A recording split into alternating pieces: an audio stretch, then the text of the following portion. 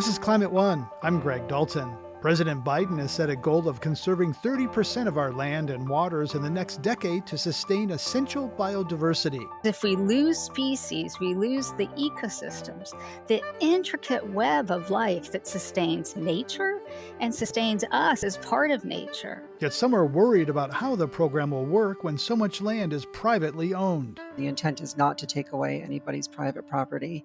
The intent is to reward good stewardship and continue providing the goods and services our economy needs to thrive. So what are the steps to ensure an equitable approach that accomplishes the conservation goals? The Biden administration has put out their framework, and now the next step really is to engage with those communities across the country. What are the priorities? What are the obstacles, and how do we overcome those together? A deep dive into the 30 by 30 conservation plan. Climate One's empowering conversations connect all aspects of the climate emergency. The IPCC recently released a new scientific report ahead of the upcoming climate summit in Glasgow. The headlines are familiar and scary. Human-caused climate disruption is everywhere now, and it's accelerating. UN Secretary General Antonio Guterres called the report Code Red for Humanity. Fossil fuel droughts, heat waves, intense rainfall, and all the associated impacts we are experiencing will become more intense and frequent. But with immediate action, the report lays out possibilities for reducing future harm. It's not too late to make a difference if governments act together, quickly. We'll have more about the latest IPCC science in our show next week. Now we turn to a promising path for climate progress, conserving enough land and water to protect Earth's biodiversity, and we humans that depend on it. 1 million animal and plant species are now threatened with extinction. Paula Ehrlich is CEO of the E.O. Wilson Biodiversity Foundation and co-founder of the Half Earth Project, which advocates for conserving half of the land and sea to safeguard most of the planet's biodiversity. Extinction usually unfolds off stage, so these huge numbers made a big splash because they were kind of a surprise, but we started to pay attention. There are two things that were happening there that were sharpening our pencil on this. One, gobsmacking science, and two, a shift in consciousness, right? Because when this story hit the page, it mattered because somewhere in the core of our humanity, we recognize these creatures, great and small. Even when we're touched by their story, we feel an extraordinary compassion, maybe even a moral conviction to act to protect them. But here's the other thing about the gobsmacking science and why it's gobsmacking. It matters because the species of our planet don't exist in isolation. The answer is if we lose species, we lose the ecosystems, the intricate web of life that sustains nature and sustains us as part of nature. Human beings are connected with all of life. The organisms that surround us in such beautiful profusion have evolved over 3.8 billion years to create an exquisite and careful balance of interconnected resilience. And knowing this, really coming to know and understand this is critically important.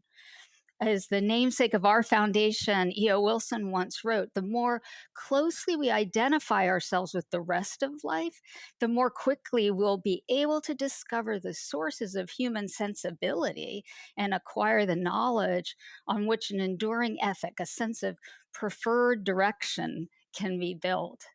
So in creating the Half Earth goal, E.O. Wilson was inspiring the conservation movement to move from a process which has been somewhat successful in addressing the extinction crisis to a goal.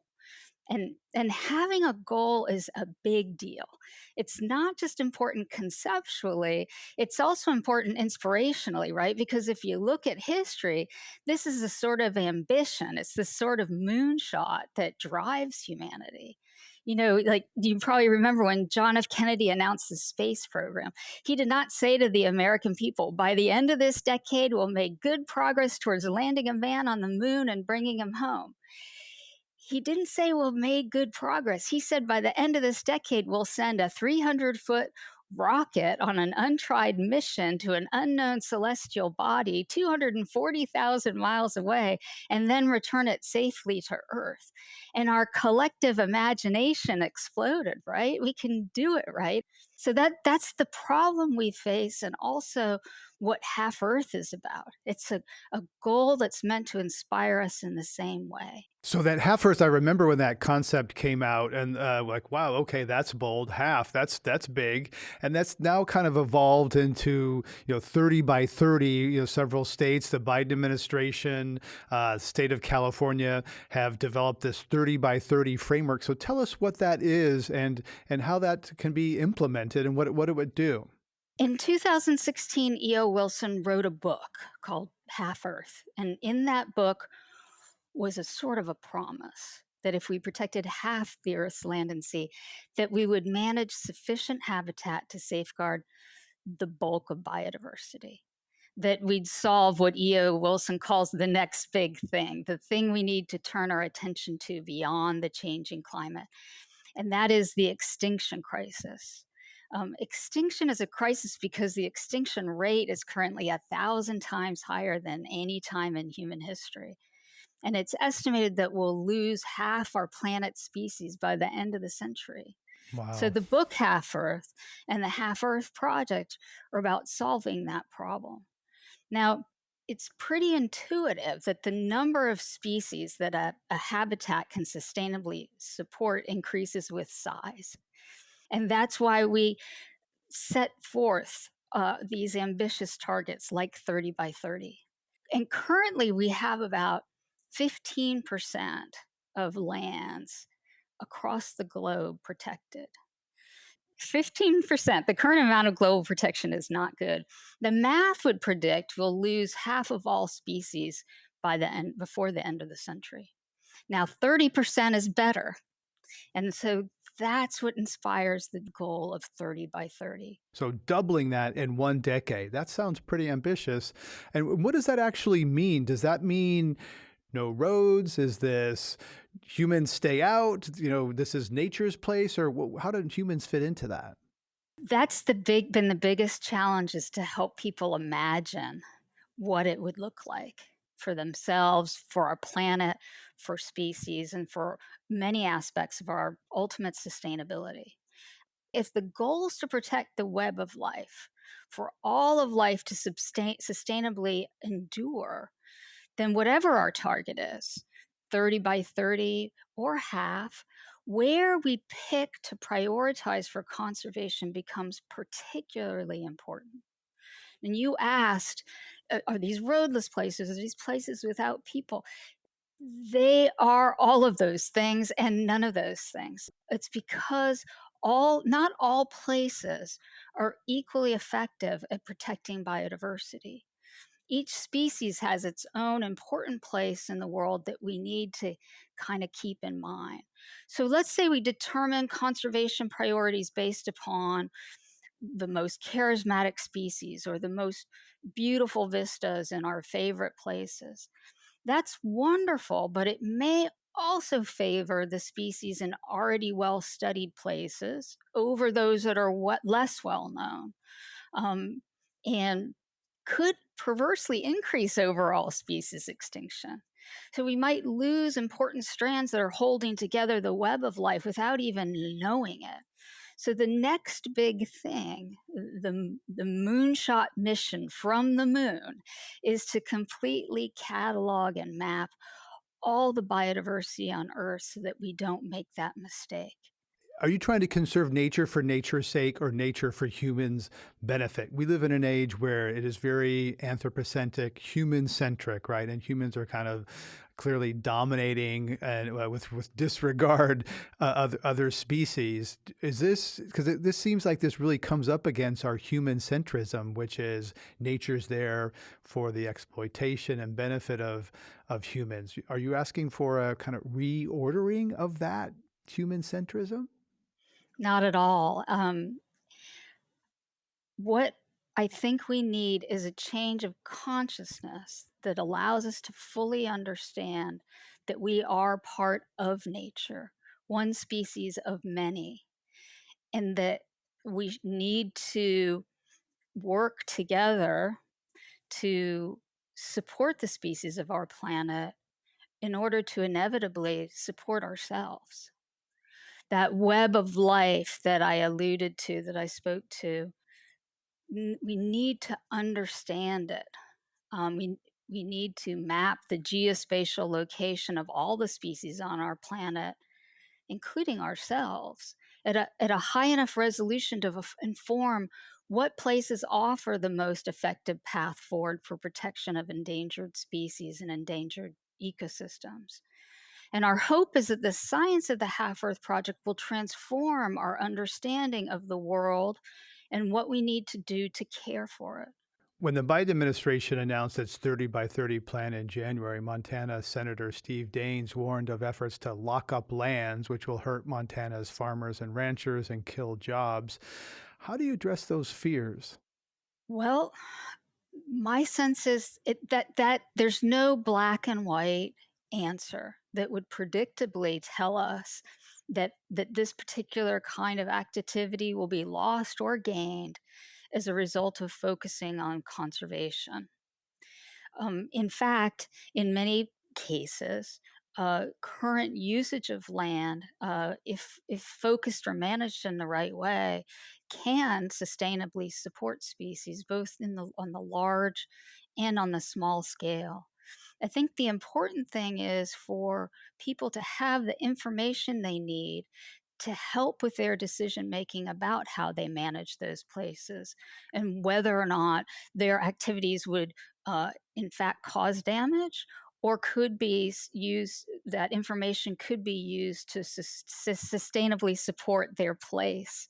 I mentioned our Half Earth Project map, and on that map, we've developed something that we call a species protection index, an SPI, which is kind of like a FICA score for biodiversity. So right now you can go on the Half Earth Project map and see an SPI national report card for the protected places of every nation. You can get an SPI score of from 0 to 100, depending upon how many species group are protected in your country and how they contribute globally to overall species protection. I'll give you an example. So Paraguay has an SPI that's right around average for most countries at about 45. And it got that score by protecting 13% of its country. Here's the thing, Ghana also protected 13% of its land, but has a blockbuster SPI of almost 79. So what does Paraguay need to do to raise its SPI and better protect the species of its place? Well, the national report cards would show where to go next, right? These places are on the map with a possible configuration of additional areas that should be priorities for protection to contribute more to the conservation of species habitat and increase SBI beyond the current protection. That's interesting. So it's not a one-to-one. You can preserve a smaller lot of land that is biodiversity rich, or could be a larger amount of land that perhaps has less biodiversity. How do you define conserved land? Does it have to be protected wilderness area? Can it be a working ranch with some conservation easement? It absolutely can be and should be inclusive of ranches that are being sustainably managed or people that are earnestly creating easements on private property that can usefully contribute. Um, in many cases, it's easy to think about large landscapes because we know they do such a good job. But even smaller landscapes where they can connect, create corridors for wildlife, or sustainably protect particular areas of species richness or species endemism, places where those species exist nowhere else, can be extraordinarily important contributions to the overall global effort to protect biodiversity. Paula Ehrlich is CEO of the E.O. Wilson Biodiversity Foundation and co-founder of the Half Earth Project. Paula, you talked about biodiversity as the next big thing after climate change. Well, how is biodiversity loss connected to the climate emergency? Well, in many ways, big and small. We know both that climate affects species habitats, and that shift in climate change as it affects those habitats can have an extraordinary effect on species that are already constrained by our human impact on those habitats. The climate, in some ways, pushes that math around what our impact is on the planet and how we need to care for it in a way that can be really difficult for us. But I think right now, more and more people are realizing that if we protect the living world, the species of our planet, that we will also protect the non-living world, the inevitable effects of climate change. But if we just focus on the non-living world, we may lose both. And it's interesting to see, as climate activists lean in on solutions, how many of those are inevitably connected with conservation of species and ecosystems, because they inevitably provide the foundation of support to solve the bigger problems that we're facing with climate. Paula Ehrlich is CEO of the E.O. Wilson Biodiversity Foundation and the co-founder of the Half Earth Project. Paula, thanks for coming on Climate One. Thank you, Greg. It's been a real pleasure to speak with you. You're listening to a Climate One conversation about the goal to conserve 30% of the nation's land and water in the next decade. This episode was underwritten in part by the Resources Legacy Fund. Coming up, how the private sector can play a role in conserving land and water. The challenge of ecological degradation is so large and so vast. This is going to take a whole of society effort. It's not something that government can solve alone. So engaging the private sector, be it individual landowners or large institutions, is going to be absolutely critical to the success of this initiative. That's up next when Climate One continues.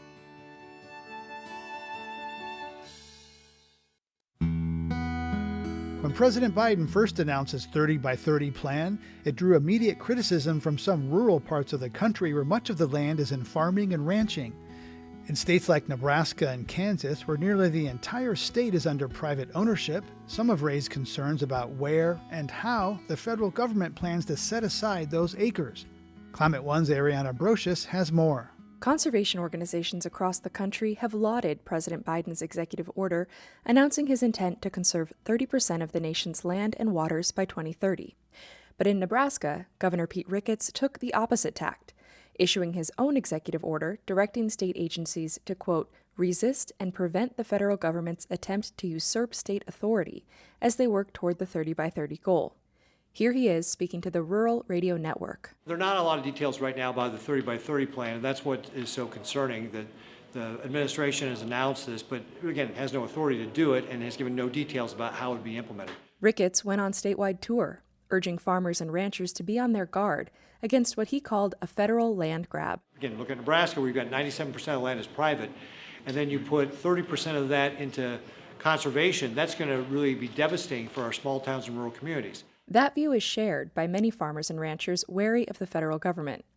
Kyler Miller-Shasky is a fifth-generation wheat farmer in southwest Kansas and vice president of the Kansas Wheat Growers Association. See, I think knowing kind of how they're going to choose the acres, what that's going to look like. Is it going to be these acres were chosen, eminent domain, they belong to the government now?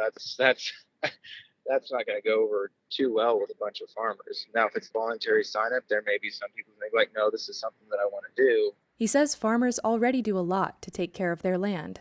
We care about the climate. We care about conservation. We never call it, I think one of the new ones going around is carbon sequestration. We've been doing that for a long time. We just call it soil health, not carbon sequestration. He wants to know if acres currently in conservation programs will count toward the 30% goal. He's put some of his acres into a local conservation program, planting grass instead of crops in the low spots in his field that flood when it rains. Agriculture Secretary Tom Vilsack has said the government will support local and federal voluntary conservation programs in line with the 30 by 30 goal. Yet Larkin Powell, a conservation biologist and board member of the Nebraska Wildlife Society, points out the inherent tension between conservation interests and private property. So in Nebraska, if you're going to do conservation, it has to happen on private land. Those private lands hold our public resources, right? The water that falls on those is what we end up drinking. The wildlife on those lands are actually publicly owned. And we all have this vested interest then in what happens on those private lands. Climate disruption has already affected growing seasons and increased extreme weather events. As farmers deal with increased uncertainty due to climate change, Powell says the federal push for conservation and biodiversity can offer additional support. The 30 by 30 plan gives us more impetus that we need to be protecting more of those private lands and that we need to put more public resources, as in money, to incentivize conservation on those private lands. So that should be a good thing for farmers. Powell says many farmers and ranchers rely on those federal conservation payments as a portion of their overall income. In a part of the country where so much land is in monocrop agriculture, Powell says it will be key to focus the 30 by 30 efforts on building large enough swaths of habitat and corridors to sustain a diverse range of species. Not just randomly conserving any 80 acres out on the landscape, but thinking about if we're going to spend money on 80 acres, where should we put that money? And he says he worries about the long-term success of the goal and how economics in the future will play out, given past precedent. 10 years ago, high ethanol prices caused people to take their contract out and pay the penalty to remove it so they could plant corn instead of leaving their land in the Conservation Reserve Program. Wheat farmer Kyler Miller-Shasky says he and other farmers hope 30 by 30 will use what already exists. If we can expand and improve on existing programs, that will be immensely more accepted, beneficial, and I think efficient than trying to start a whole nother program from scratch. Earlier this year, Secretary Vilsack announced that the USDA will more directly target the Conservation Reserve Program on climate change mitigation, rolling out new incentives and higher payment rates for farmers to encourage participation. For Climate One, I'm Ariana Brocious. At the beginning of this year, the Biden administration announced its 30 by 30 plan, later dubbed America the Beautiful. I invited 3 guests to discuss the initiative. Catherine Semcer is Research Fellow at the Property and Environment Research Center. Jennifer Norris is Deputy Secretary for Biodiversity and Habitat with the California Natural Resources Agency. And Woody Lee is Executive Director of Utah Diné Bikéyah, a conservation group focused mostly on Bears Ears National Monument. In October of 2020, California Governor Gavin Newsom announced his plan to protect 30% of California by 2030. I asked Jennifer Norris what prompted that. The 30 by 30 commitment was part of a larger nature-based solutions executive order, really recognizing both the biodiversity crisis and the climate crisis and how important conservation was to both of those efforts. So the executive order contains a lot of other important initiatives, including the development of our climate smart land strategy, which will help use our lands to sequester carbon and build climate resilience, for example. But the 30 by 30 goal was really the recognition that we need to protect nature in its natural state. We need these life support systems that support us. And the best way to do that is to conserve our natural and working lands.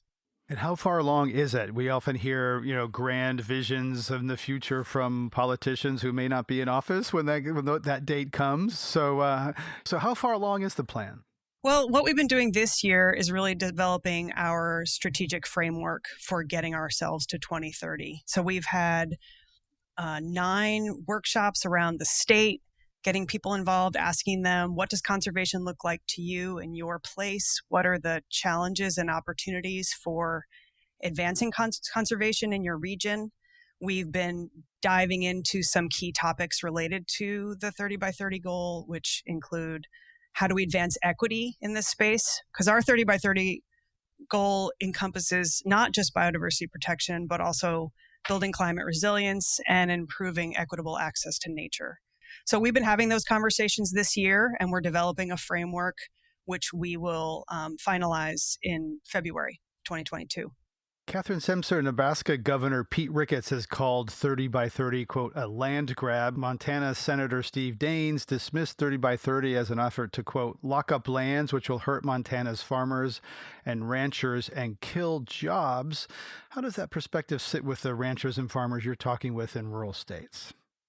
Well, I think, we really have to look at 30 by 30 as a coming of age of the conservation movement. As Jennifer said, this is an effort to protect the life support systems on which we all depend.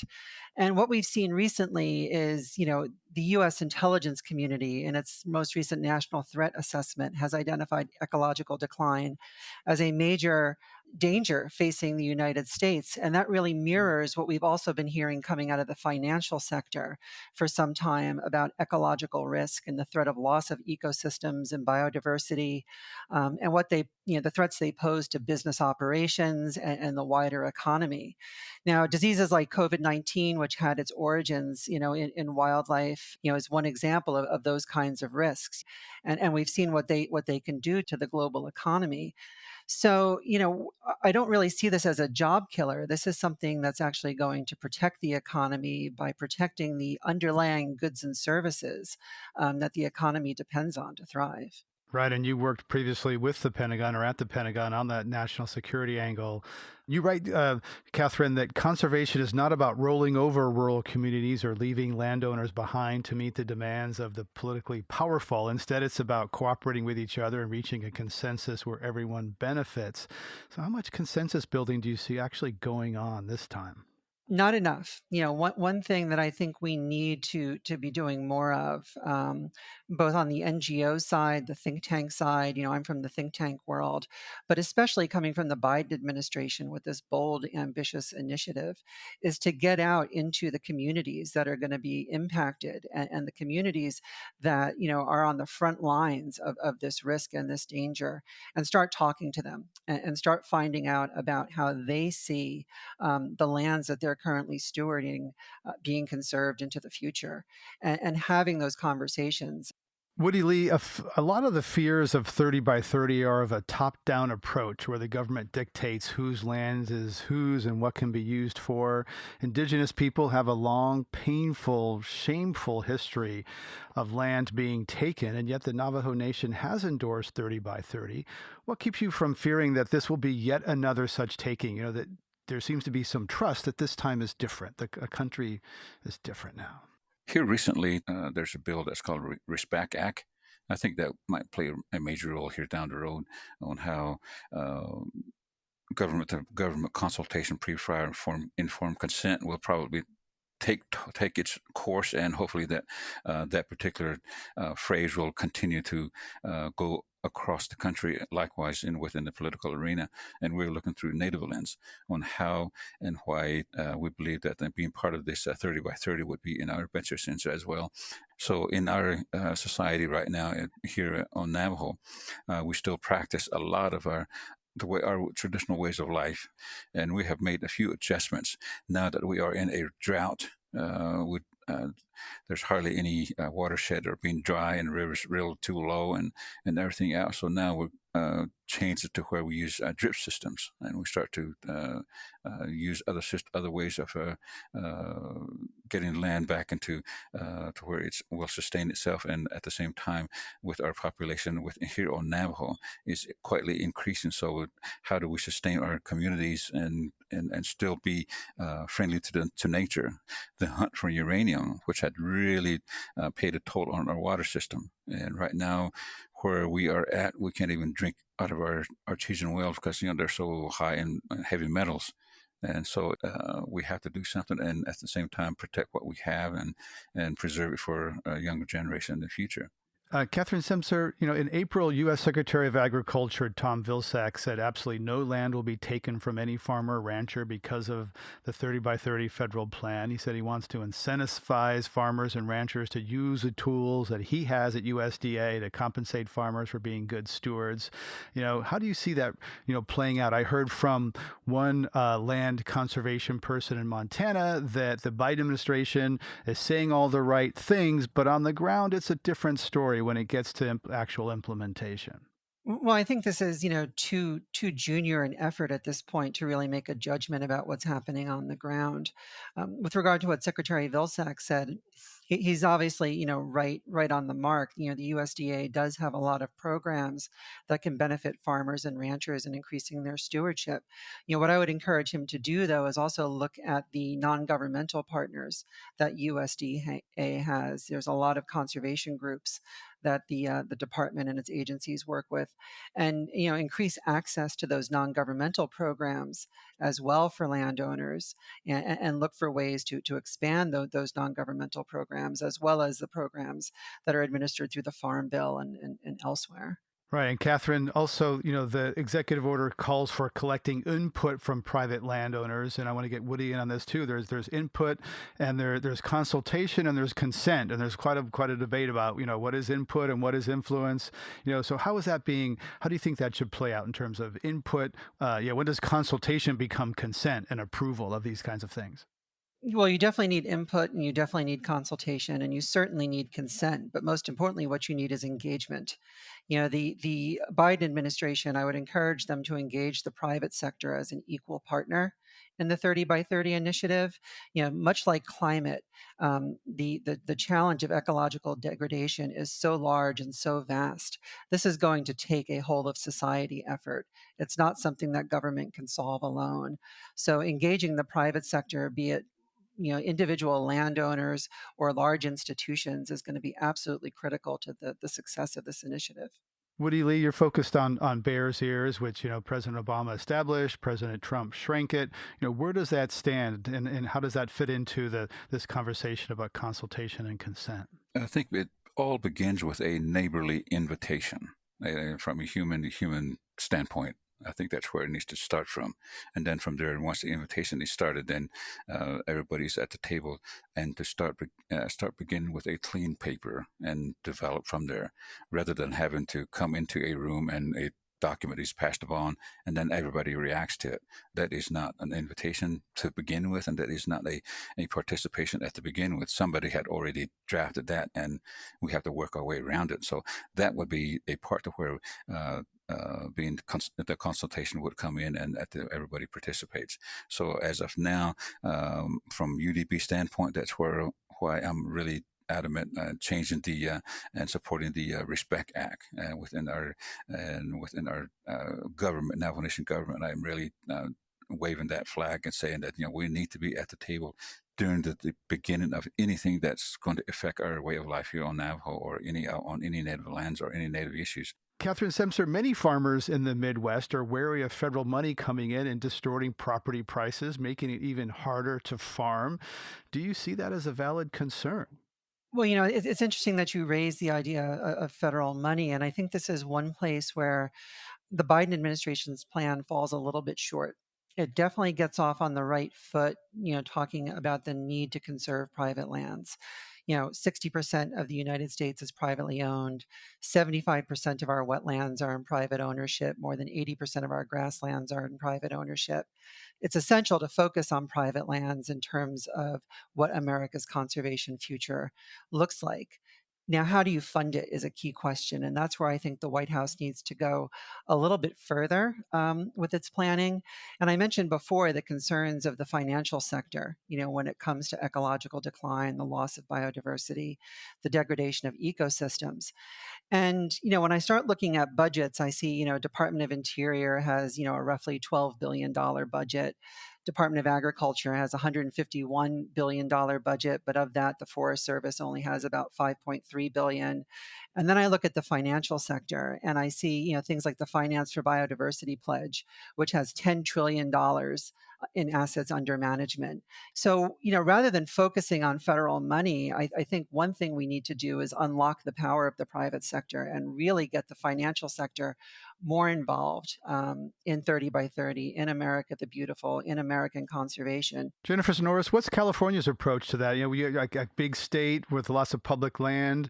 How much are you looking at sort of, public money, so to speak, versus the very large financial markets that Catherine just mentioned? A lot of private land stewards are doing things right, and we want to incentivize that and reward that. Their contributions to biodiversity protection and addressing the climate crisis. California has actually been fairly innovative in market incentives for conservation. We started the conservation banking movement here in California, where lands that are used to offset development are actually funded through private investment. They purchase those lands, put an easement on them. Generally, they continue to be working lands. Most of them are still in grazing here in the Central Valley. And so those sort of innovative market mechanisms are already being explored. So I agree with Catherine. I think that, public money is not going to be enough. We certainly, though, here in California, we had a very big year, and we're looking to invest about $2 billion in the budget this year, and the California Comeback Plan can be used to support our 30 by 30 activities. And that includes land acquisition as well as private land easement work and restoration. So we're pretty excited about California's opportunity to move the ball on 30 by 30. But at the same time, we recognize that it's, at the end of the day, conservation is locally driven, and we want it to be voluntary. So we want to be partners. Coming up, the necessary work of gathering input and consultation. You need to get out into the communities and talk to people one-on-one. And I will say that when that happens, people are really able to get amazing things done. That's up next when Climate One continues.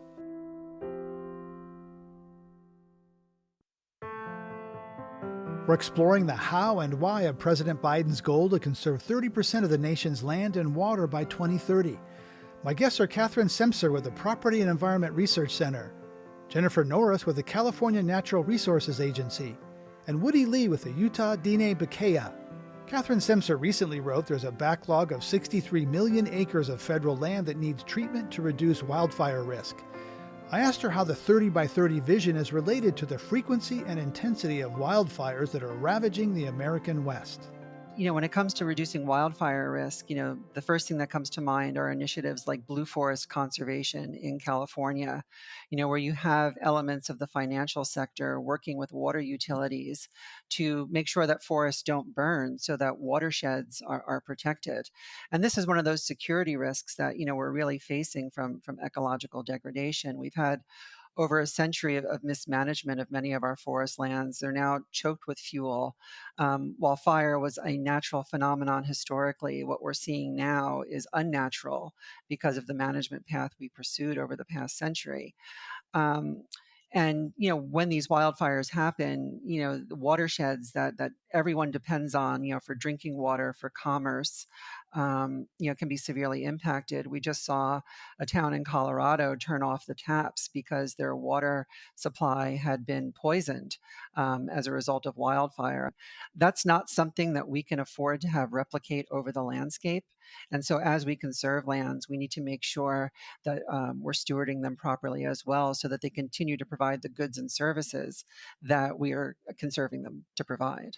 We're talking about land conservation, which sometimes has a sense of kind of, putting a fence, locking some land away, and that's not the case. But there's an underlying, relationship with nature that I think informs this, and we heard from some of this earlier in this episode. And Woody Lee, I noticed that your values of your organization, talk about the relationship, which is not a word we often hear. We often think about, okay, set aside some land, let it alone, and all's good. Keep people out. So Woody, I'd like to hear, how relationships with nature informs, the values that for Navajo Nation. Within our organization, our main purpose is to preserve the land in the Bears Ears area. And with the reason why we really adamant on preserving that is our church, that's our cathedral, that's our medicine cabinet, that's our food source. That's a lot of within that particular small area, 1.9 million. It's all of where our hunting, our food supply is, our grocery store. That's our fruit source. And so within that, I think not only Navajo but other tribes that have those type of connections to Bears Ears area. So that's why we're not closing the doors to the public. We just want to educate the people that, hey, this is our home. This is our church. This is where we worship and where we heal. Going back to my younger days, here within my valley, in my community, it was 100% traditional way of thinking, traditional ways of doing things. And right now, it's upside down to where we traditionally there's only about maybe, I don't know, 20%, because the religion plays a major role in that, and now the 80% is Christian. However, even though it's a Christian way of changing, but the actual underlying understanding of taking care of the land is still there. So there's layers of how diverse our community and our people has gone, is making a challenging. It's making it very challenging moving forward as a quote unquote native or traditional way of doing things, and we're starting to mix and be a little more diverse of according to today's world. But at the same time, those that are the 20%, we do not want to blend into the world. We want to stay a different color, if you will. We don't want it to be where it's all blended into one color, just like what the people always say, that this is a melting pot of the world. We don't want to melt into the world. We want to stay as an individual.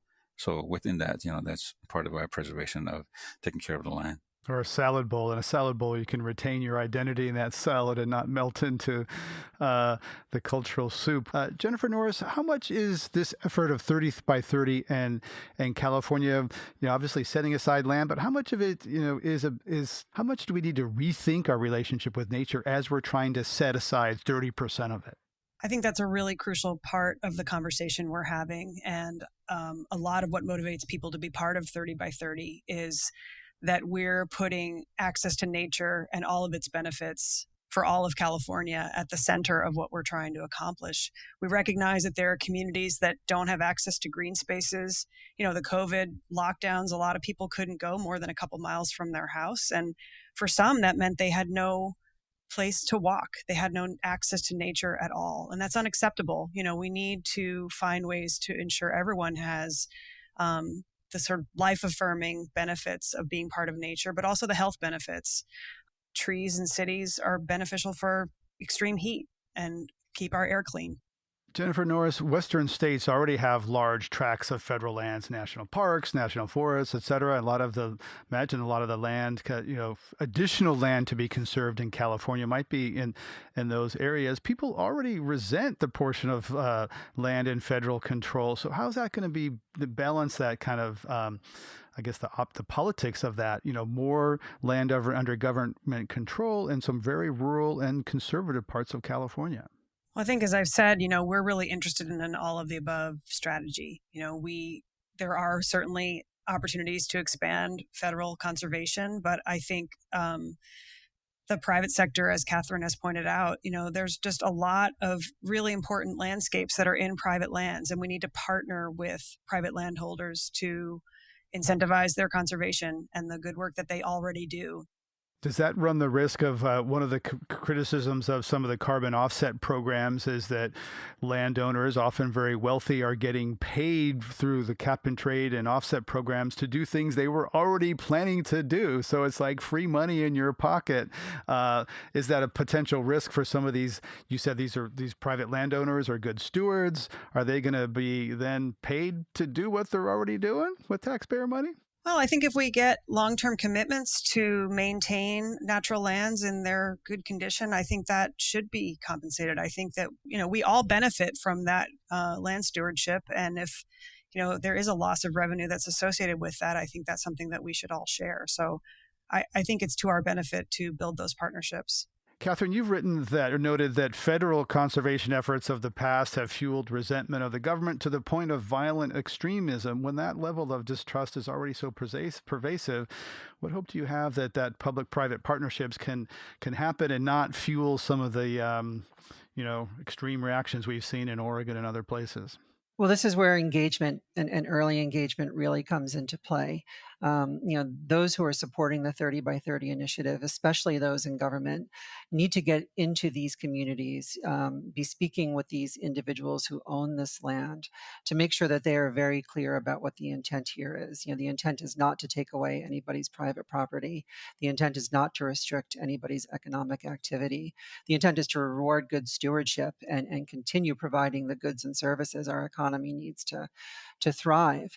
And I think if we do that, out, then we get ahead of the conspiracy theories and the other things that violent extremists will often take advantage of in order to get a hold of a community. So suppose the three of you were tasked with implementing 3030 across the United States. What would you, if you had a magic wand for making this happen? Pretty ambitious. I guess we should get a baseline here that, I don't know, something like 12% of land is conserved now. We're trying to get to 30 in a decade. I've read that the percentage of protected waters is higher, and I've been remiss in mentioning this also applies to water, streams, and I think even, and perhaps even oceans. So suppose, Jennifer, let's start with you. Sort of, if you had that magic wand, what would 30 by 30 implementation look like for land and water?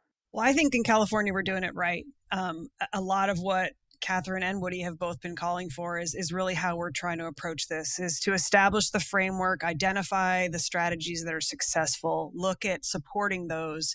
But at the end of the day, as Woody said, it's a neighborly conversation. That's how this implementation really works. And so you need to get out into the communities and talk to people one-on-one. And I will say that when that happens, people are really able to get amazing things done. I've seen it happen in my experience here in California, working with lots of people on the ground.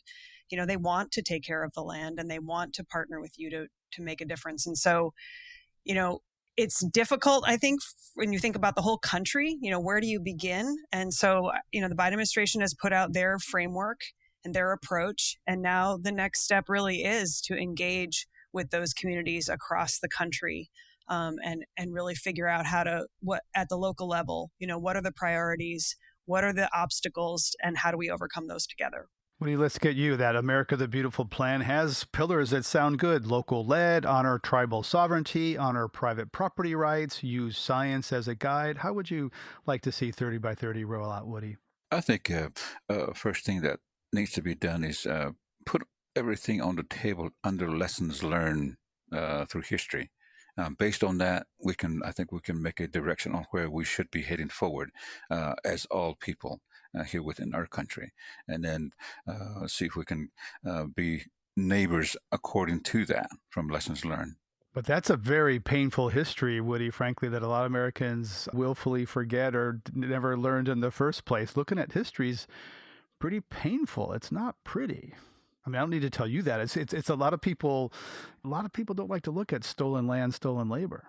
When Secretary Holland first visited our area here several months ago, I mentioned to her that a lot of the trauma is still within a lot of Native people, those that actually have gone to boarding schools, and from there, a couple of months later, how that boarding school has been exposed across the country and into Canada. And so stuff, there are many, just like you're saying, just a whole bunch of stuff that we have endured, and those are lessons learned. And we tell our kids, this is the history that we have. You will not hear or read this in any college books that, it may have a paragraph here and there, and there's nothing really that will draw the picture of what has really happened. So we fill in those gaps with our kids and grandkids in our native languages and in our native thought, in the way we think, and which is totally different than your basic, your everyday academic lens. And so, in that sense, our kids are really learning that particular portion of it. Catherine Semser, your ideas on how 30 by 30 could roll out, if you could have your magic wand, what would you like to see to achieve this ambitious goal in 9 years? What I would add is two things. First, in Washington, D.C., personnel is policy. And how the Biden administration staffs up interior and agriculture is going to make a big difference about in whether this initiative succeeds or fails. And I would encourage them to maybe look beyond sort of the traditional appointments in terms of conservation and look to the people who have experience doing what Jennifer and Woody just laid out, so that they can get out there and hit the ground running, because we should have started this program yesterday. We're behind the curve on this. And then second, in addition to rethinking our relationship with nature, I think we also need to rethink our institutions. Whether they're public or private, most of our conservation organizations were established and given their missions in a different climate than the one that we have now, and certainly a different climate than the one that we're going to have in the future.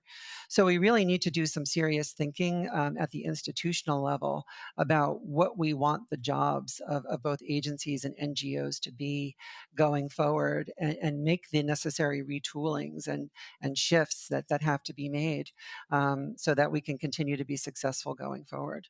Woody Lee, as we wrap up, we've been talking about land, and I want to make sure that we before we wrap up here that we want to make sure that we touch on water, because rivers are the lifeblood of ecosystems, and oceans often get overlooked. So tell us how water fits into this. Right now, from a nation standpoint here on Navajo, we are on a Navajo reservation, which a lot of the things that we do every day depends on whether or not it is okay with BIA or the federal government. Now, in this instance, we speak of water.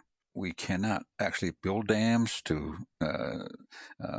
recharge our watershed. Those are some of the policies that policies were mentioned that really deters us from self-sustaining ways of thinking, like building watersheds or recharging. How do we recharge that? And they should start building up small dams and getting those waters, and we just can't do that. So in that sense, it's those types of strings that needs to be changed, and to where 30 by 30 would make a difference of how the government is denying us sort of taking care of our own land by denying us certain access and certain ways of doing things to advance our ways of thinking of taking care of the land. Our thanks to Woody Lee, Jennifer Norris, and Catherine Semcer for talking with us today on Climate One about the 30 by 30 ambitious plan to set aside 30% of America's lands and waters in the next decade. Thank you for coming on Climate One and sharing your insights. Thanks for having us. Thank you. My pleasure. To hear more Climate One conversations, subscribe to our podcast on your favorite app. Talking about climate can be awkward and difficult. Sometimes it can be a conversation killer. But we need to talk about climate to understand it and address it. Please help us get people talking more about climate by giving us a rating or review. It really does help open up the climate conversation. Brad Marshland is our senior producer. Ariana Brocious is our producer and audio editor. Our audio engineer is Arnav Gupta. Our team also includes Steve Fox, Kelly Pennington, and Tyler Reed. Gloria Duffy is CEO of the Commonwealth Club of California, the nonprofit and nonpartisan forum where our program originates. I'm Greg Dalton.